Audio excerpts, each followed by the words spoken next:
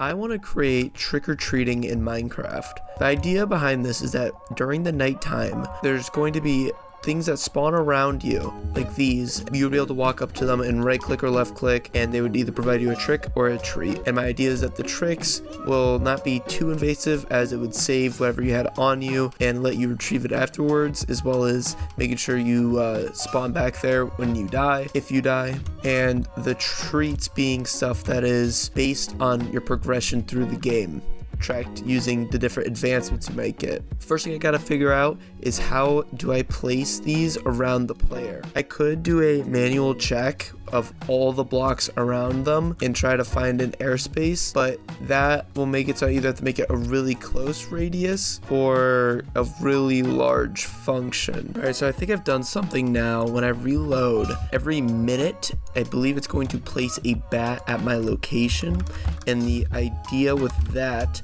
is that I could use the bat. I'm gonna make it invisible and silent, and then after a minute of it flying around, whatever location it's at is something accessible to the player, so I could probably place the armor stand there and there won't be any issue. The only thing is, if it's in the air, of course I would like it on the ground, but that's why gravity exists. The armor stand will fall anyway. So I'm just gonna give it a little bit of time here. Probably should decrease the time for testing it.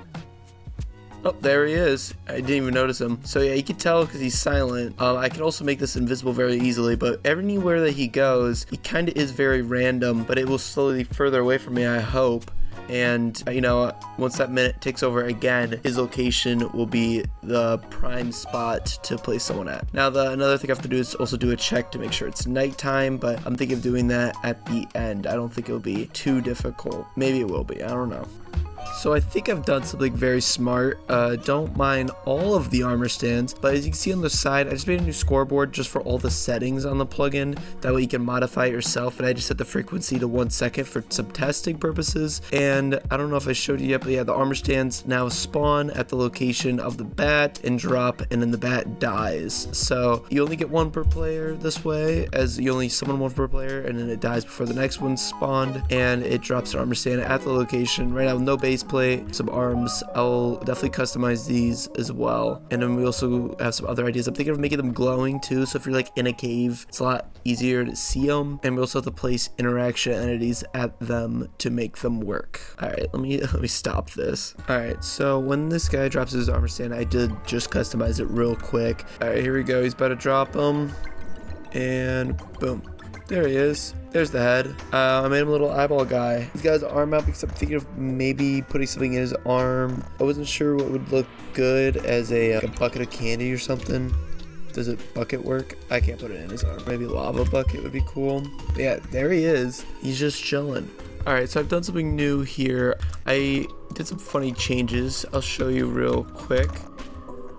So first off, as you might have just saw, he now faces you at all times, and also it falls to the ground. I was having issues with it not falling to the ground because of the way that it has to face you. The only thing is he's currently not centered. I'm gonna make him centered on the block as well. I think I know how to do that really easily. So yeah, now he's facing you. I'll get the interaction in soon, because what I was trying to show you is I'm detecting when it hits the ground using a really interesting thing. So if I hit reload here, he's now saying we know fall in chat because it's detecting the fact that its fall distance is equal to 0. So there's this MPT on every mob called fall distance. It tells you how many blocks they have fallen down since they started falling, and it's simple. If the fall distance isn't 0, then obviously that thing is falling.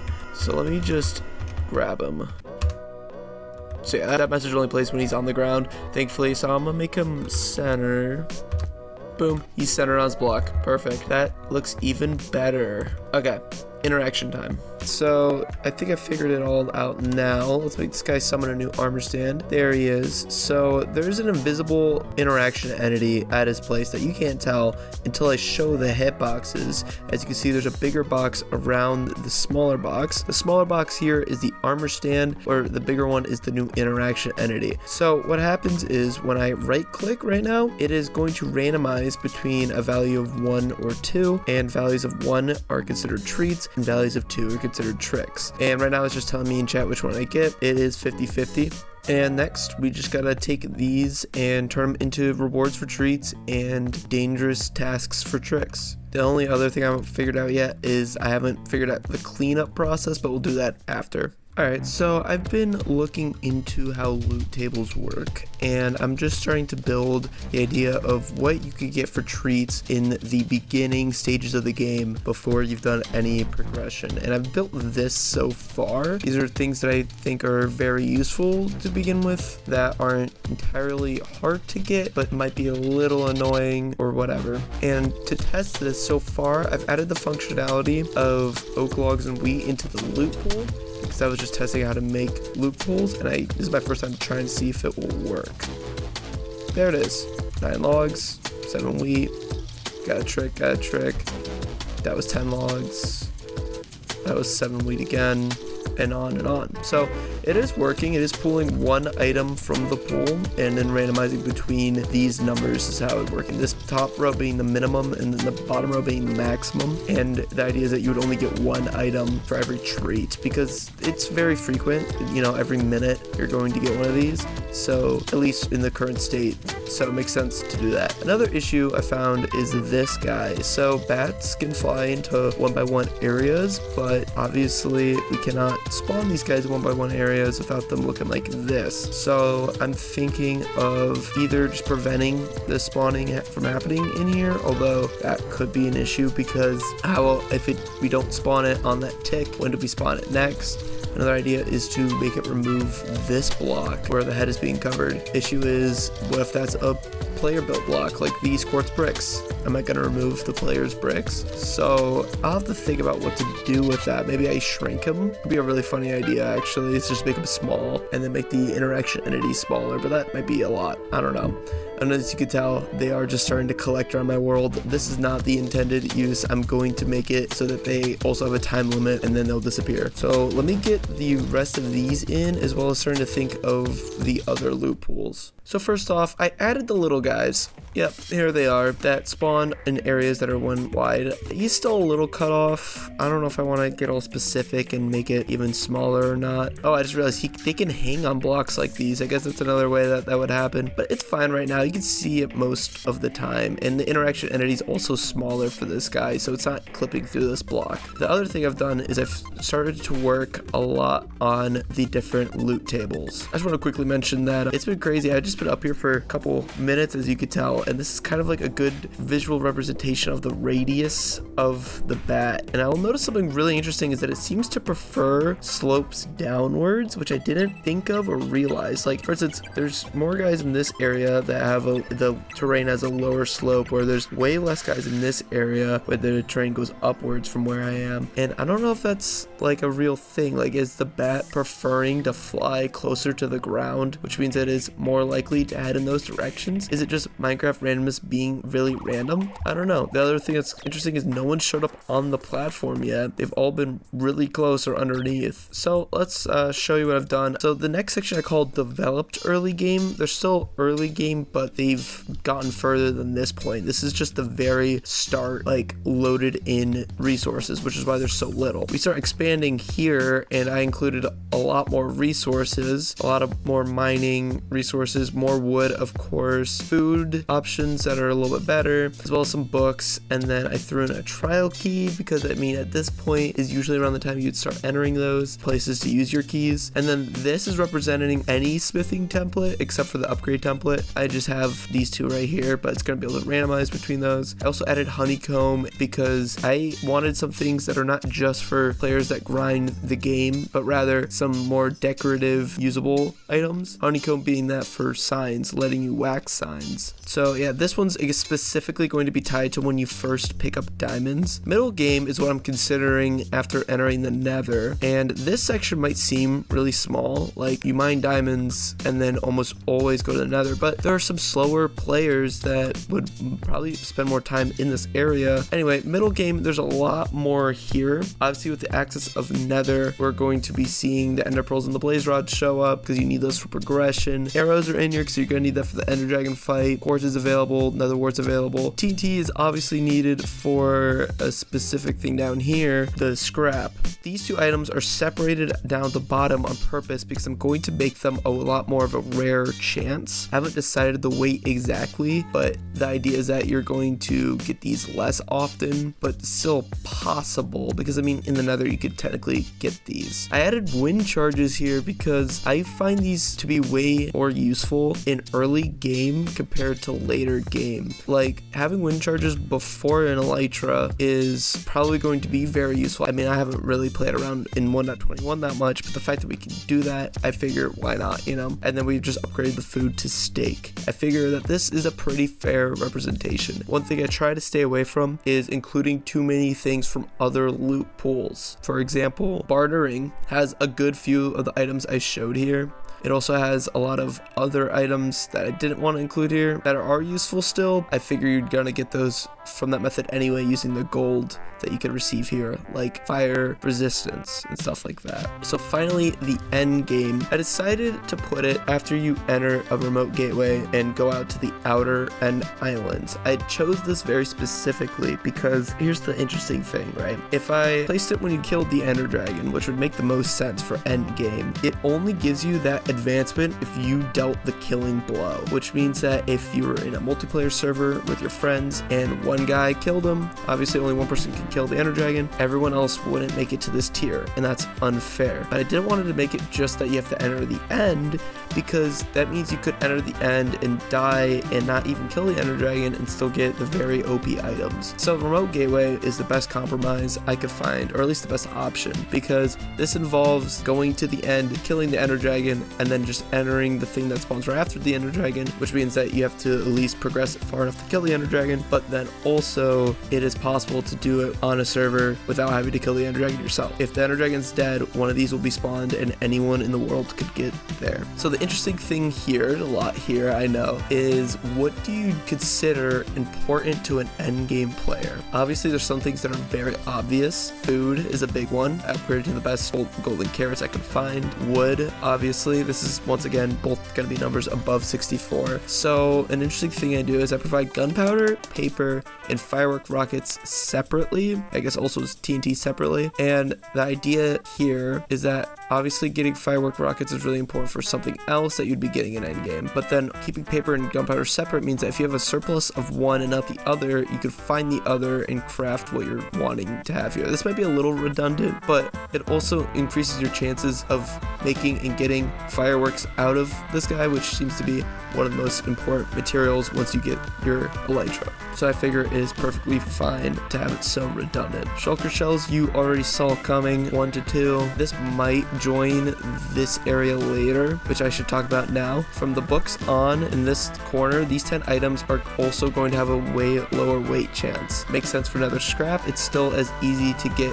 at this point as previously, as in they're both still really difficult. I don't know why I said easier. The TT being in here and having more of it will help, obviously. The smithing template, it's a little interesting because technically you only need one and then you can duplicate it to get more, but some people don't play that way, or if they just haven't gotten your first one yet, it's still in here. The faded elytra is in the pool. This is a really interesting decision. I'm still kind of teetering on it. I figure if you're playing in multiplayer, it'd be nice to have like extra elytras or gain extra elytras in case yours breaks, and be able to get one out of a random chance could be really helpful if you're stuck or lost somewhere, but of course it might be a little too overpowered. Similar feelings towards the Almond's trial key here. I decided to put it in there because they are extremely useful, and also you need a ton of them to get like the mace, for instance, as it's a very low chance. But honestly, this feels more deserving than this in a place, but I don't know, I'm still thinking over it. The enchanted books, I'm deciding to include only the best versions of some of the enchantments that you need to apply to a ton of tools, just to make enchanting a little less tedious, and also as an extra reward. These are of course in the smaller section. I included end crystals here. Not only are they better TNT, but you also use them to respawn the ender dragon. Some people use that at that point, and to pair that with obsidian being in the pool, some people use these for their ender chests, to make nether portals, of course, are still very useful, so I figure that should be in there. Ominous bottles 1 through 5 are available. This might be joining the rare category. I don't know how I feel about that. I included echo shards here as an interesting thing. Now, echo shards are not the most useful thing in the game right now, but they are used in the recovery compass, which I think is can be a very useful item if people even knew about them and if people could get these like readily available. So I'm trying to make echo shards more available. And that brings me to my final part. Of course, there's stuff in this game that you may consider more useful than I consider useful. That's just a given. And there's some items that you might think should be in the pool, even if at a really rare chance, maybe like the 2 things I'm holding right now, but I have decided against adding them to keep their original gameplay intact. Nether stars, you should still have to kill the wither to get. Heavy cores, you should still farm through your trial keys to get, although it's kind of tedious. And maybe I'll add them to the loot pool after advancements or something like that. It's really up to me how I want to do that. Of course, all this is still subject to change. If I change anything, hopefully I'll keep you updated. But now I must go through the very, very fun process of taking all of these and putting them inside loot pools that are now available from these guys, which is gonna take some time. Alright, so I just spent the time adding the first loot pool in when you receive diamonds. So right now I do not have the advancement. If you look in Minecraft, I removed it from myself. I have not mined diamonds in this world. So when I right click and I get a reward, it's still going to be the early game items. This is stuff that you would find in this first loot pool, and that matches correctly. Now if I go about my game, eventually find a diamond, mine it, and I pick it up in my inventory really, and I get this advancement. Now the game is going to recognize that I have this and should instead give me items from my new pool, and it is working really well. I'm noticing immediately an oversaturation of smithing templates, unless that was just me having really good luck, but it seems like I'm getting a lot more of those than anything else in the pool. I am still getting other stuff. It is just at a way lower rate.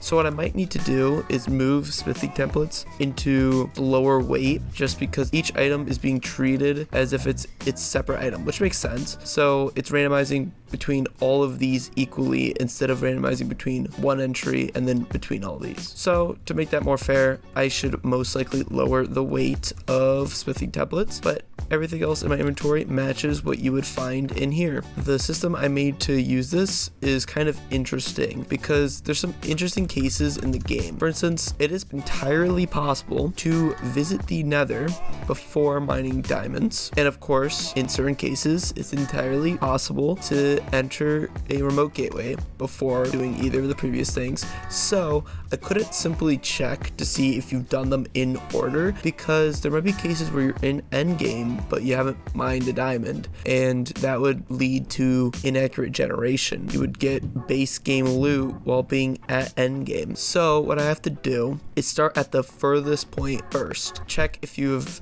gotten the remote gateway, and if you have gotten this, I set a scoreboard to equal 1 as an exit value. Basically means that if that gets turned into 1, then all of these get ignored, because I execute only if your value is non-existent. So this will set it to 1 if you receive the loot. If not, we'll move on down and we go, okay, well, have they been to the nether? If you have, you'll receive one of these items. We'll set the exit value to 1 so these don't get checked, and continue on. If not, move to the next part. Have you mined a diamond? If you have, receive one of these, change the exit value to 1. If not, then you default just get one of these items. That is the system I developed. It does involve another scoreboard, which is kind of it's okay though. And here's a little update on our army that I've been generating. Once again, there is almost absolutely nobody over here, and that's kind of concerning. If you live on a hill, for instance, your guys are always going to generate at the bottom of the hill, although not entirely. Sometimes they are up here, and that's just an interesting to take note, however. Alright, back to actually making these systems work. These are not in yet. I'm gonna throw them in. So here's a quick thing I'm gonna show you off real quick. Right now, I have not visited the nether, but I do have diamonds. So right now we still have this same loot pool with the smithing templates in. I have fixed these weights to be only at 1 with everything else at 16 because there are 16 different trims, and so I figure that if everything else has a 16 weight, that this will be small enough to be as if getting a trim feels like it's the same chance of getting any other item. And when I'm right clicking here, you can see that I got 1 trim, but I'm getting a lot more of the other items now, and I fixed that issue of having too many of everything else. You know, that looks a lot better than what we had before. Kind of funny that this guy actually just randomly spawned up here. None of them spawned over here, don't know why. But what I've added now is the next level. So let's go into the nether, just like that. And we've received we need to go deeper, which means that I am now eligible for mid-game loot. So as you can see, when I start right clicking him and I get treats, I should be receiving new types of loot. Yep, there's blaze rods and stuff like that, soul sand, TNT, all of the above. Whoa, I still feel like I'm getting way too many armor trims. This is really weird. So what I had to do this time for this pool, because we have things that are even rarer, these have to be weight level 1. So these are weight level 10 because I wanted it to be like 10 times more likely to get these compared to these. And everything else is weight levels 26 because I just did 16 plus 10, 16 trims plus the 10 offset from here. It set these all to 26. I thought there'd be a lot more of a higher chance to get everything else, but there's so many trims in the pool, I just don't feel like that is rewarding. And I'm just trying to see right now how likely I am to get the upgrade for the netherite. Here, I'm slot capped on repeaters, an item that is in the pool. Oh, it doesn't even seem to give me the item if my inventory is full. I should make it drop on the floor instead because that's not really fair. If your inventory is full, you just don't get some of the stuff. But yeah, I'm curious if I could even get netherite. Alright, I'm not gonna lie to you, I've been at it for like 10 minutes. And out of all this stuff, not a single one. So the chance might be just a little too low. I still want it to be possible. I guess just based on the size of the loot pool itself, I need to make it more often because there's so many items you can get. I'm gonna be increasing these then and then decreasing these. Alright, and then as you can see, I have decreased the chances a lot more now. I actually didn't get it on camera, I'm really sad to mention, but I did get one template once. And I'm not sure if this is too rare still or not. It just depends on how quickly I get the next one. But at least, oh, I was about to say at least the templates are rare enough, and then I got 4 in a row, which is just goes to show it's all random. There's no way of knowing what you're gonna get and when. All right, so as you can see here, I've not entered the end portal, but I currently have been in the nether like I showed you, and it's time for us to go in the end and take a little visit to this guy, and let's just take care of that really quick. That actually worked because after you kill the ender dragon, you know, you can finally enter one of these, and as you do, you get the remote gateway advancement. That's the important part. So let's go back, and now I should get new items like the ominous bottle. That was a level 4. I have not actually tested any of this randomness, so let's see how good it is. All of the ominous bottles have their own entry, same with enchanted books.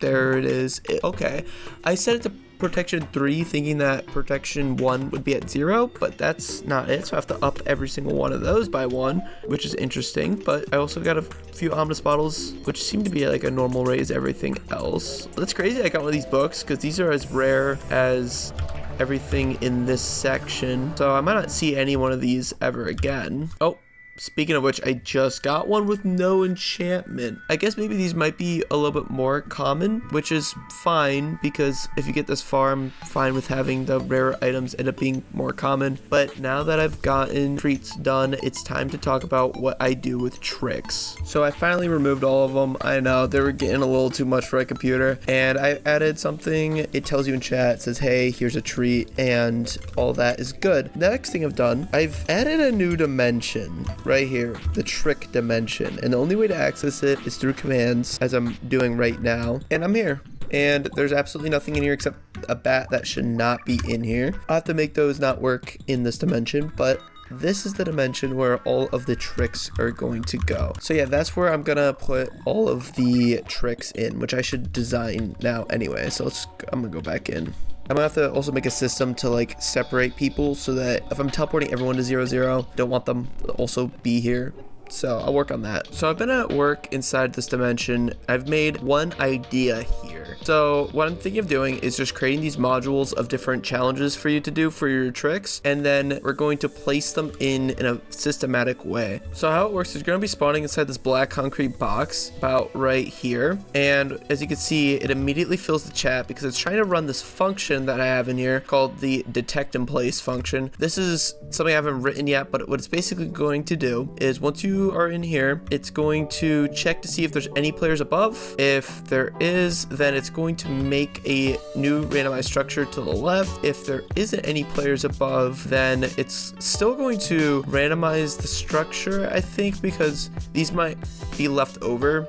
I think when the player dies from the trick, if they die, this won't be removed, and so I should just assume that it's never removed and purposely generate a new one. And there's a visible marker up there that has a tag, so I could teleport you up there, and then everything in this barrel is what I'm gonna put in your inventory, that being a water bucket, because this is a water bucket clutch. And the idea from there is that once you clutch with this water bucket, you'll be able to go back, or if you lose, you'll just end up going back anyway. So some things I gotta figure out real quick is if I can use the functions to store your inventory, and of course store the position that you were originally in, so that I can give you back your inventory and place you back in the world where you were, no matter what, if you win or lose. And the main idea there is that we're still incentivizing people to play by not making it inherently difficult. Losing all your stuff is extremely punishing for something really goofy, and not being where you are in the first place is also just really annoying. Like, you could get rid of that aspect just by getting a chest out and putting a bed down right before you right click any of these guys. So let's just remove that annoying step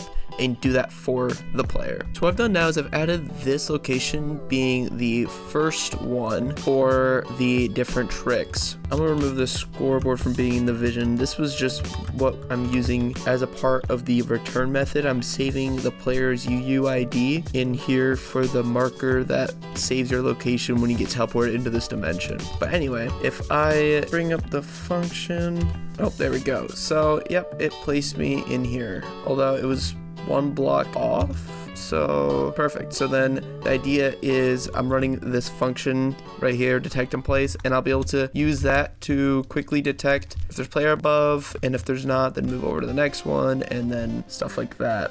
Alright, so I think I have just added the functionality for the entire bottom section where it will check to see if anyone's above you and move on. Issue is I can't show that because I'm not in multiplayer, so I kind of just have to assume it works, or maybe get someone to test later. At least for now, it should place the new structure and then throw me into it. Alright, here we go. Let's try it out. So running the same function does what now? Okay, it did teleport me. That's great. Oh, whoa. Whoa, what was going on? Where am I? 300's not terrible. So it looks like it was not placing the new structures, which is annoying, and it didn't teleport me into it, which makes sense because the structure didn't place in the first place. So I gotta look into that now and get rid of all of these. That's really funny. Oh, I just did it again. Oh. So here's a big jump in the future. I have no idea if anything I'm about to do is going to work. I've set up this entire big long function that should basically, when I right click him, place a marker at my place, it's going to store everything I have on my inventory. So it's funny that I cleared it because I need to make sure that this works properly. And then it's gonna put me in, it's gonna put me in my position. I'm going to play. If I succeed, which I have it set only to work when I succeed right now, it should bring me back, place me here, and since I succeeded, it should also give me a treat, because I figure if people can beat the tricks, they deserve to get the treats. So let's try it. Oh, and I got a treat, and I got a treat. Oh. Oh. What? Okay.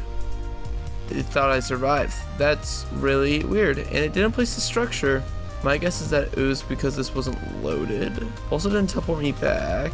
I'm gonna, oh, okay, don't go over there. All right, let's try this one more time now and not get a treat. Oh, this is an error that's happening because I only have one type of structure to place, so let's just reload. Okay, and I survived, and I came back and it gave me a treat, and everything in my inventory survived. So a lot just happened there. It's because I was in creative mode. Let me see if I could do it again. Whoa, it happened instantly. My inventory wasn't cleared, so there's some things still not working properly when I get tricked. For one, my inventory didn't get cleared, so I can't tell if it's getting put back together. And then two, it didn't give me the water bucket I was supposed to have because I was doing the bucket clutch. As you can see, actually I can just stop moving. Inventory is full. It don't have the water bucket. I have no idea what that is doing out there. Okay, but honestly everything else was working really well. I fell, I hit the ground, it then teleported me back and gave me my item. Of course in survival mode I would have to actually survive it, but without needing to. Although I don't know why it does that. All right, another try. Let's see if it works. Oh, there we go. I got the treat there. I forgot to check to make sure that the inventory saving works. Try it like that. No, I still have my stuff in my inventory. Okay, what about now? I gotta test it again. Okay, stuff is out of my inventory. And my inventory is cleared. I lost my stuff. Where did it go? And it didn't give me the water bucket. All right, finally. So let's take a look at the inventory here. Iron chest plate on. Got all this random stuff in my inventory. And I walk up to this guy and I get this task. I make the bucket clutch. He gives me a reward for surviving, and everything is still in my inventory. Even though for that split second there was a water bucket in my offhand and nothing else in there, it's all back. That took so much time to configure. It's basically a whole process where I have a marker here that has your whole inventory, and then I place a villager up in the sky, and I go one by one through each item, sending it up to that guy up there, who then sends it down to me. And it's just a ton. I got it from a tutorial page, actually. I'll link it if I remember to, from a Reddit post. Some of the best stuff from the Reddit. Once again, really great resource. If you're ever interested in doing anything command block related, I recommend it. Unfortunately, it did take up a ton of my time, so now I have a few things to do. For one, there's this issue. Sometimes it teleports me over as well as the end position, even though there was no one in that spot. Like, there's no one over there. I should be over there, but for some reason I'm not, and the end position is above me. And then of course I still have to make like more than just the jump down from the water, and I also have to make it so that if you fail this, you don't also get the item. So those are like the three big features, as well as getting rid of this guy. I have to do that. That's number 4, and making that bat invisible. Like, if you can count that, then I think I'll have everything that I want. All right, bug fixing time. So let's get a guy in here. There he is. Hello, Mr. Resident. So right click him. I got to do one of these, and now he's gone, and I have my new item that I received. And that's what it looks like if you did complete his task and survived. So the big thing I added there is I did remove him, and now let's not survive this. I have the ominous bottle on me. I die.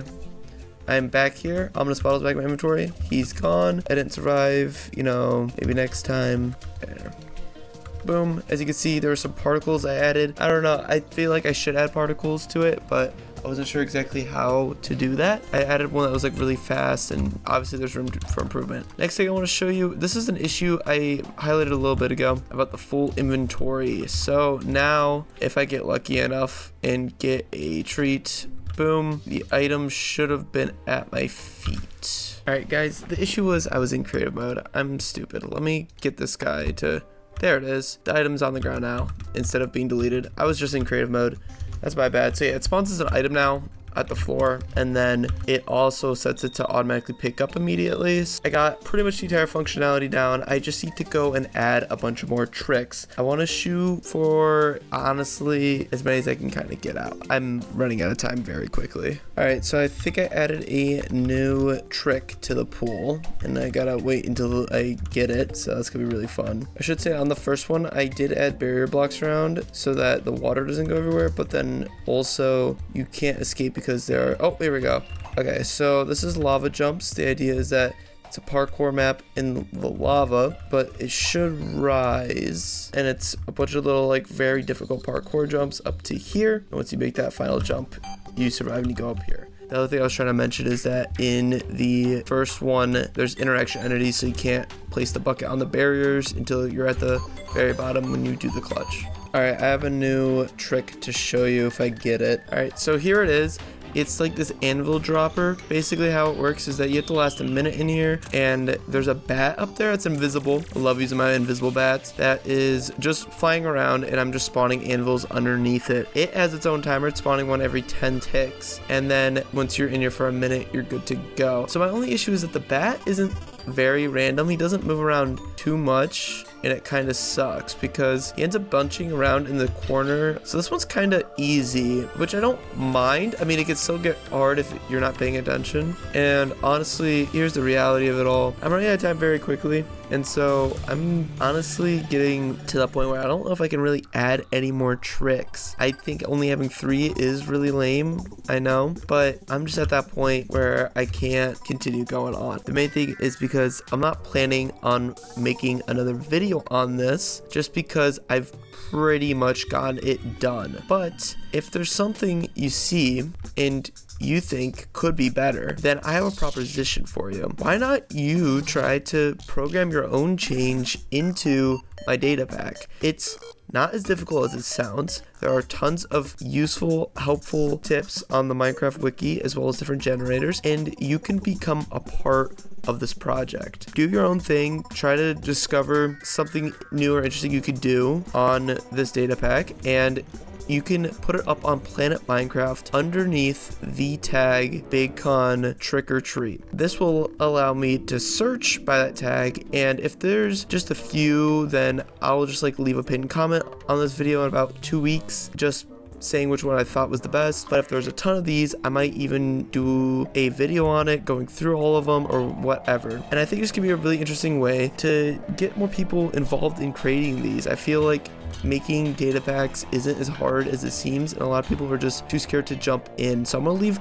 a lot of resources in the description, or at least some of the most helpful ones I've found while doing this stuff. This is gonna sound crazy. I didn't even know how to make a data pack about 3 weeks ago, and now I've been able to do all of this. So if I can do it, you can too. And this brings me to data pack should also be available on my own Planet Minecraft. Obviously, that's how you're gonna be able to get it and then make your own customizations to it, or just play it if you'd like. Some important things: if you're an admin and you wanted to change a setting, I right now just have the frequency in ticks, so you can speed it up or slow it down for how fast the bat spawns in. That's the only setting I ended up using anyway. I'm sorry. It isn't hard to really dig in, except for the fact I didn't leave anything commented. Oops, sorry. Another thing is, if you're wondering, I was able to develop all this stuff in the trick dimension.